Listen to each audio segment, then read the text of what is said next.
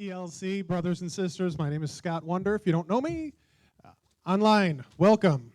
We are going over the Torah portion today, Exodus 33:12 through 34:26. I'm going to read this selection of the Torah portion.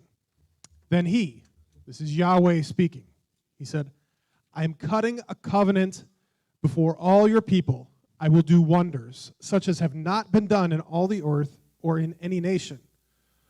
All the people you are among will see the work of Adonai, for what I am going to do with you will be awesome. Obey what I am commanding you today. Behold, I am going to drive out the Amorites, Canaanites, Hittites, Perizzites, Hivites, and the Jebusites before you. Watch yourself.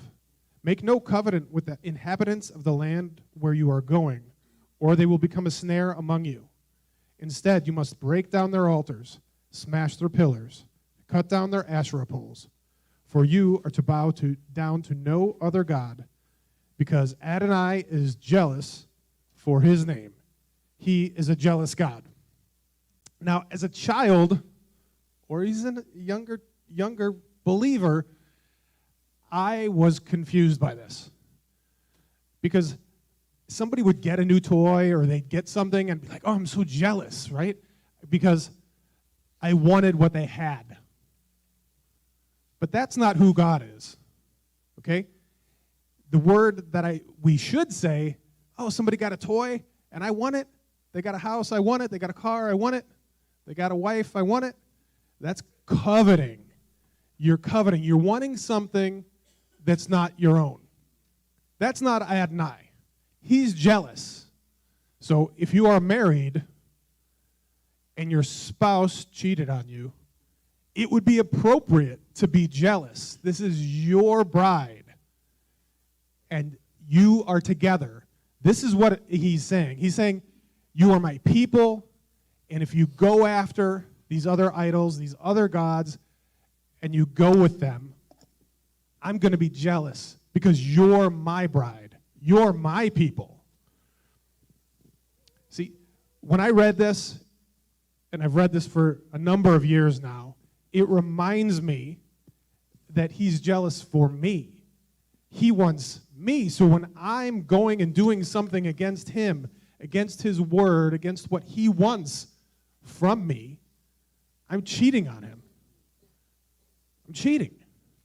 And, but I love him, and I don't want to turn from him. I don't want to break his instructions. But the world, what does it say in one of these verses here? 12.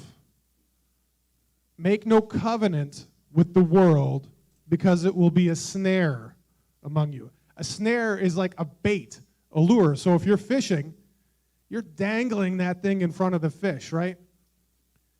And I often think to myself, boy, those fish must be stupid, because that worm doesn't look like whatever they should be eating, right? But boy, are we that stupid? Am I that stupid? Do we get this lure in front of us? Maybe a person or an item, a possession. Maybe we get this job opportunity, and that's your lair. It's your snare. It's this bait for you to take it. So what happens is the world comes in, right? And we're going to have these temptations, this bait. Now, the world does it, and also what in the King James Version is called the old man, our flesh, how we used to be.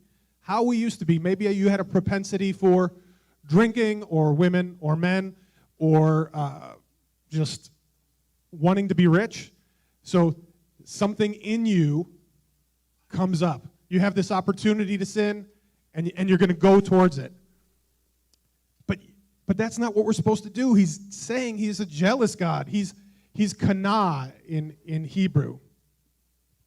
So will you put you ahead of him? Will you put you ahead of him, in front of Yahweh, with what he wants?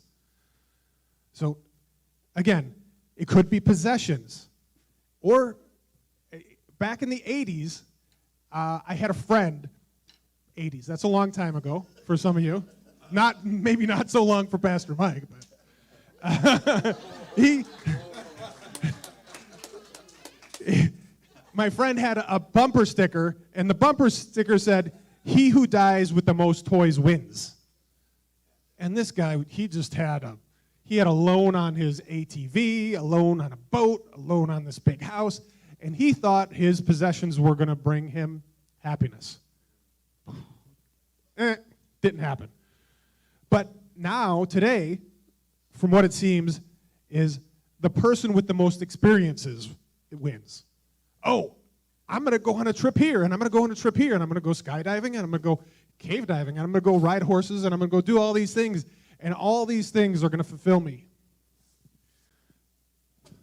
It's not, right? If you're in a relationship, it's a bad relationship. You know you're not supposed to be in it. You need to get out of it. These are all just temptations to destroy you, to break your relationship with your Father who loves you, who's jealous for you. So do whatever you have to do. I'm serious.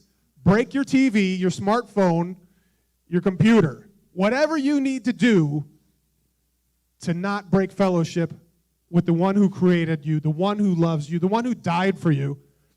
Don't give it up. Turn back to him.